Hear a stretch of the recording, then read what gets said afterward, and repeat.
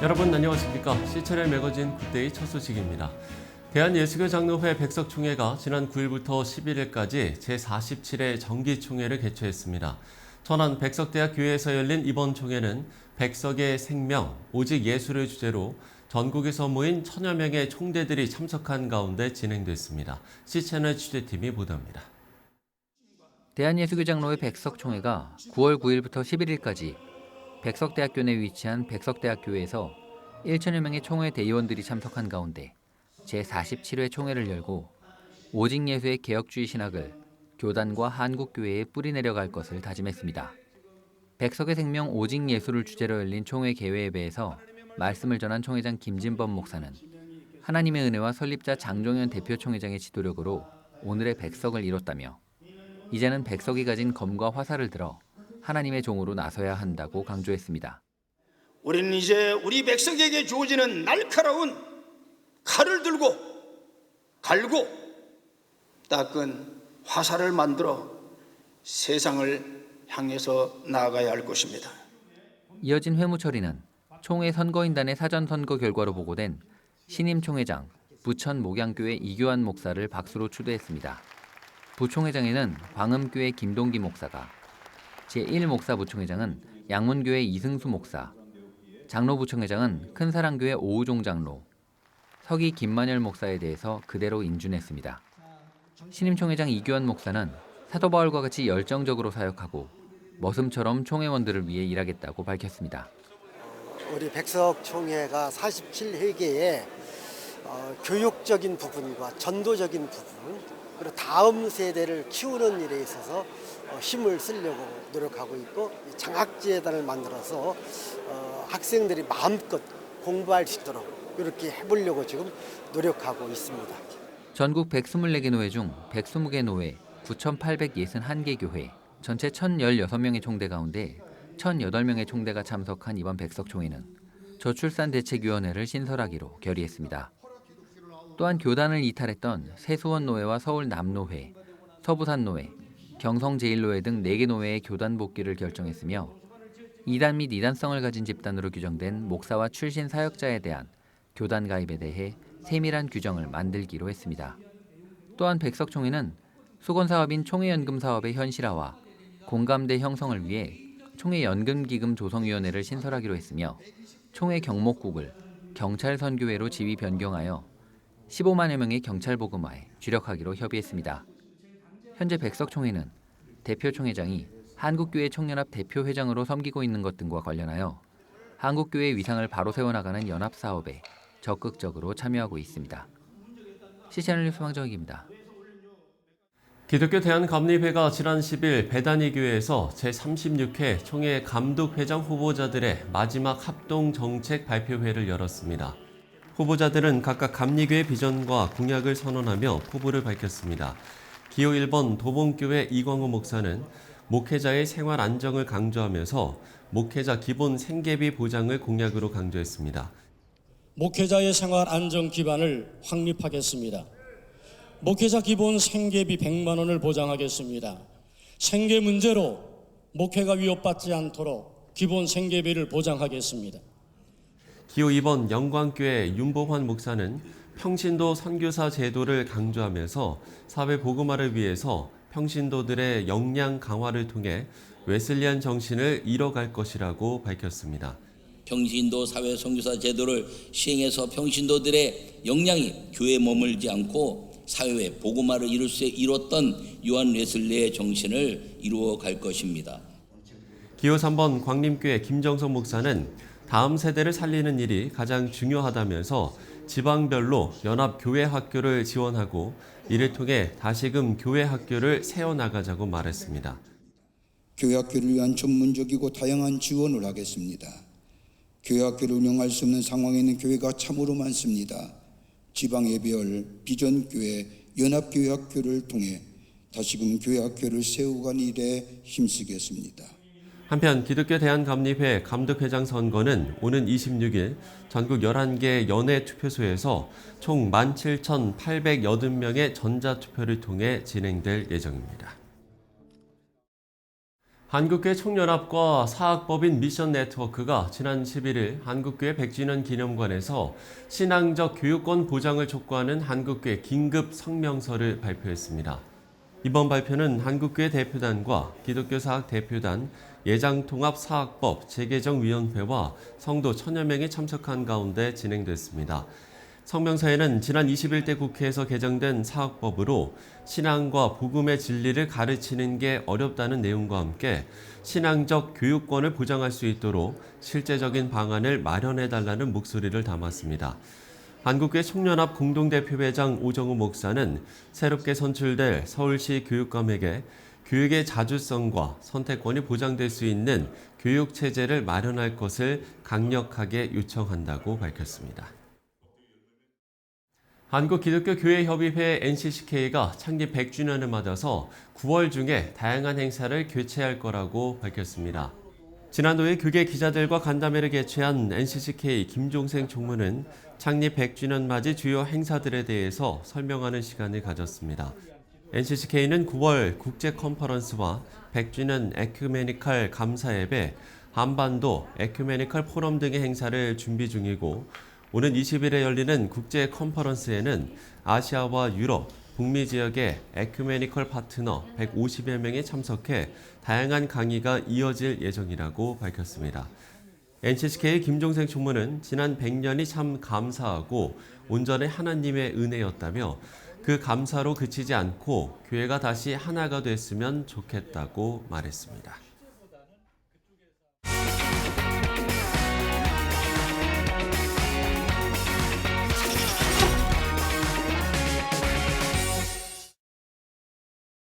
최근 디트리히 보네퍼 이야기라는 책이 번역돼서 나왔습니다. 신앙생활을 하면서 보네퍼 목사님의 이야기로 가슴이 뜨거워지는 경험을 한 분들이 계실 텐데요. 이번에 나온 책은 어떤 내용을 담고 있는지 이 책을 번역한 전 NCCK 총무 권호석 목사 모시고 이야기 나눠보도록 하겠습니다. 목사님 안녕하십니까? 네, 안녕하세요. 예. 자, 앞서 말씀을 드린 대로 지난달이었죠. 디트리 보네퍼 이야기라는 책이 나왔는데 먼저 책 소개부터 해주신다면요.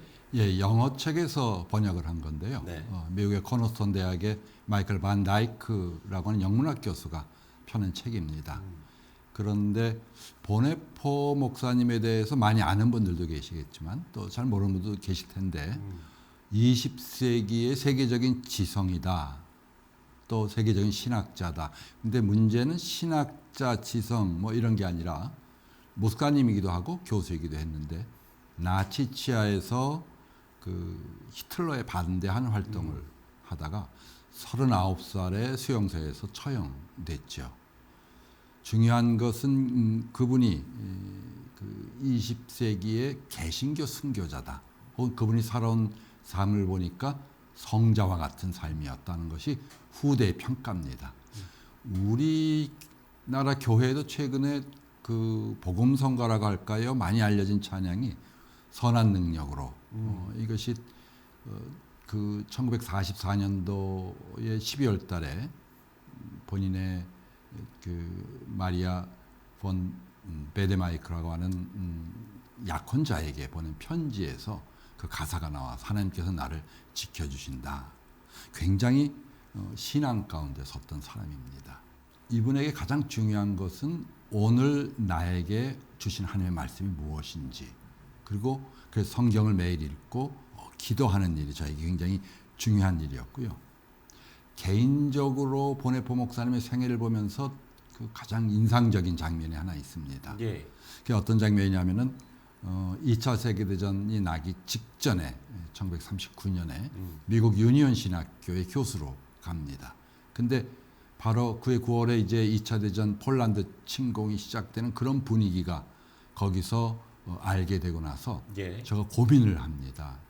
내가 여기 있는 것이 신앙인으로서 옳은 일인지 하나님 앞에 바르게 서는 일인지. 그래서 유니온 신학교에서 교수로 간 지 26일 만에 다시 독일로 돌아갑니다. 고난받는 우리나라와 우리나라 신앙인들과 함께 해야 된다. 그때 이미 아인슈타인이나 폴 틸리 같은 학자들은 미국에 망명한 상태였는데 본인은 그 자리에서 자기 고국으로 고난받는 자리에 가야 된다. 그러면서 그 근거가 뭐냐면 그가 쓴 책 한 권이 있는데 나를 따르라. 예수를 따르는 삶으로 내가 이 자리에서 어떻게 해야 될까? 이것이 보네포 목사의 삶의 자세를 보여주는 단적인 장면이죠. 예, 알겠습니다. 자, 이렇게 자세하게 책 소개를 그리고 보네포 목사님은 누구인지를 소개를 해주셨는데, 그럼 목사님께서 이 번역자로 참여하게 되신 이유도 있으셨을 것 같은데요. 관심을 가진 것은 네. 뭐 젊어서부터 20대부터 보네포 목사님 관심을 가졌는데요. 책을 찾아서 번역을 해야 되겠다는 것은 한 5년, 6년 전에 기독교 대중 집회가 있었습니다. 광화문 뭐 이런 곳에서. 근데 거기서 강사가 보네포 목사님을 완전히 잘못 이해했다고 할까요? 네. 혹은 제가 보기에는 보네포 목사님 그대로가 아니라 자기 욕심이 먼저 앞서서 그냥 막 인용하는 걸 보면서 충격을 받았습니다. 보네포 목사님을 몰라서 저러나? 혹은 그 말을 듣는 분들이 굉장히 오해를 하겠다. 예를 들어서 이런 인용이었는데요. 네. 그 1943년도에 태겔 형무소에 보네포 목사님이 갇혔거든요. 그 운동을 나갔는데 다른 갇혀 있는 사람이 와서 묻습니다. 아니 목사인데 신학자인데 어떻게 히틀러를 제거하려는데 참여를 했느냐? 네. 예, 거기에 참여를 할 수 있겠냐? 목사가 이렇게 물어보니까 그때 했던 얘기가 그 베를린의 아주 유명한 도로, 우리 명동 같은 도로에 술 취한 사람이 차를 몰고서 막 끌고 내려가면서 이 사람 치이고 있는데 목사가 그걸 보면서 죽은 사람의 장례를 치르는 것에 그치거나 가족들을 위로하는 것으로 그치거나 할 수가 없다. 그 술에 취한 자를 차에서부터 끌어내리는 것이 목사의 일 중에 하나다. 그런 말을 직접 했는데 이거를 인용하면서 정치적으로 이용을 하더라고요. 그래서 저는 그건 아닌데 이게 잘못 이해돼서 그러는 건가? 그러면서 찾아봤어요. 보네포 목사님 책을 관심을 가지고. 그랬더니 책 논문 해가지고 40권, 50권이 되더라고요. 네. 굉장히 많은 거죠. 한 분에 대해서는. 그런데 왜 저런 말이 나올까? 보니까 거의 신학적 논문. 이번에 신학이 제2의 종교개혁이라고 할 정도로 또 새롭게 열어놓은 장이 있는데 40, 50권인데도 엄청 많았는데 일반 교인들이 읽기가 실제로는 어렵죠. 접근이 어려운 것이고 그래서 좀 더 읽기 쉬운 책, 좀 더 대중적인 책, 기독교의 지성이라고 하는데 예수의 신앙, 이분의 신앙, 고난을 좀 재미있게 읽을 수 있는 책이 있을까? 그래서 찾다가 이 책을 발견해서 이제 번역을 하게 됐죠. 번역을 하게 된 계기입니다. 예.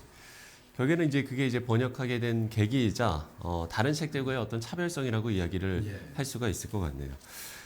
사실 보네포가 가장 치열하게 고민했던 영적 주제들은 물론 문제 시대와 상황은 좀 다르겠습니다만 현재 우리 모두에게도 적용할 수 있는 부분이지 않을까라는 생각도 들거든요.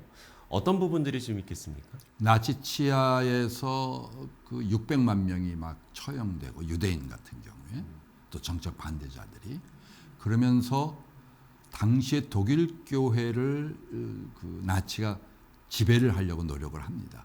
그때 내걸었던 첫 번째가 뭐냐 하면은 하나님의 말씀으로 돌아가라.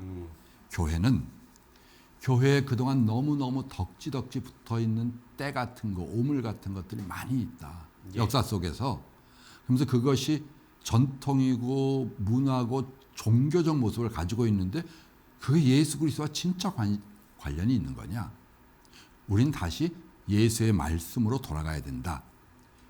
그리스도를 향한 진실한 결단을 해야 된다. 이게 첫 번째 주제이고요. 네. 두 번째 주제는 뭐냐 하면은 그럼 교회는 어떻게 해야 되냐? 교회는 다른 것에 관심을 갖는 것이 아니라 그리스도의 형상, 그리스도의 모습을 꽉 잡아야 된다. 표현 그대로. 그리스도는 세상의 정복자도 아니고 세상에 뭘 막 나눠주는 사람도 아니고 자판기도 아니고 요새로 말하면은 누르기만 하면 그대로 막 나오는 게 아니라 유일하게 지상에 있는 그리스도의 모습인데 그리스도의 몸인데 교회는 바로 십자가에서 겸손하게 죽으신 그분이다. 그 모습, 죽음 속에서도 하나님 뜻을 따르는 그 모습, 그리스도의 형상을 꽉 잡아야 된다. 이게 중요한 신학적인 주제고요. 세 번째는 교회는 그럼에도 불구하고 이 세상에서 하나님의 능력을 드러내야 된다. 계토에 갇히면 안 된다. 종교라고 하는 계토, 기독교는 계토 안에서만 우리끼리 좋아하는 것이 아니라 세상에서 예언자적인 발언도 해야 되고 자기 입장을 드러내야 되고, 그리고 네 번째는 이분에게는 개인 신앙 경건을 굉장히 강조했습니다. 당시 자유주의 신학이 아주 팽배해 있던 곳에서 성경은 그저 연구하기 위한 텍스트라는 그런 상황 속에서 지금 오늘 나에게 하나님이 무엇이라고 말씀하나 하루 아침에 그것을 듣지 않고는 시작하지 않았다. 또 매일 기도 시간을 정해놓고 기도하는, 그래서 굉장히 개인 경건에도 본인이 노력을 했고 수도자적인 삶을 추구했던, 나중에 고백교회의 신학교, 핑계발대 신학교에 가서 그 제자들하고 이런 노력을 하려고 하죠. 그 제자들이 깜짝 놀랍니다. 독일교회 풍토에서 이런 게 없었는데 우리가 공부하러 왔지. 그럼에도 불구하고 나중엔 우리식의 개신교 수도원을 만들려고 한다.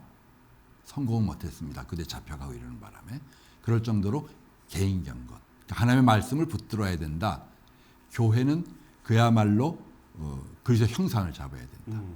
자, 끝으로 이 책을 통해서 또 보네포 목사님의 삶과 신앙을 통해서 지금 이제 우리가 사는 시대에 어떤 전하는 메시지도 있을 것 같습니다. 어떤 이야기를 하시겠습니까?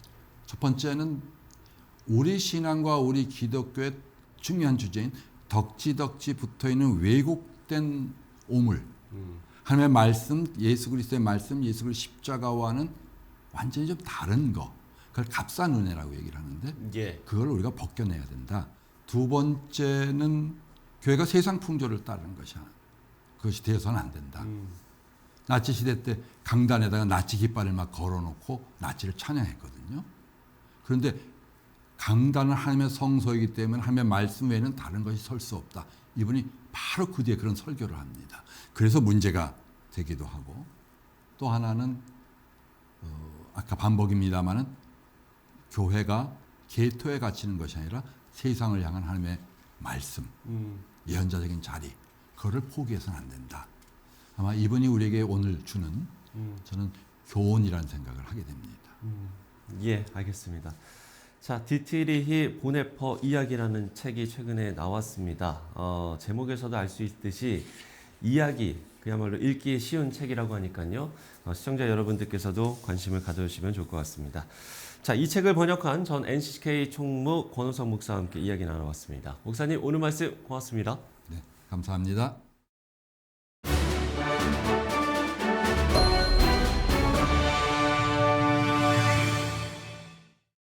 네, 이제 추석 연휴가 시작됩니다. 이 기간 단기 선교를 떠나는 분들도 계시던데요. 고향 방문이든 선교든 모쪼록 모든 분들이 안전하게 즐거운 연휴 보내시기 바랍니다. 오늘 순서는 여기까지입니다. 시청해주신 여러분 고맙습니다.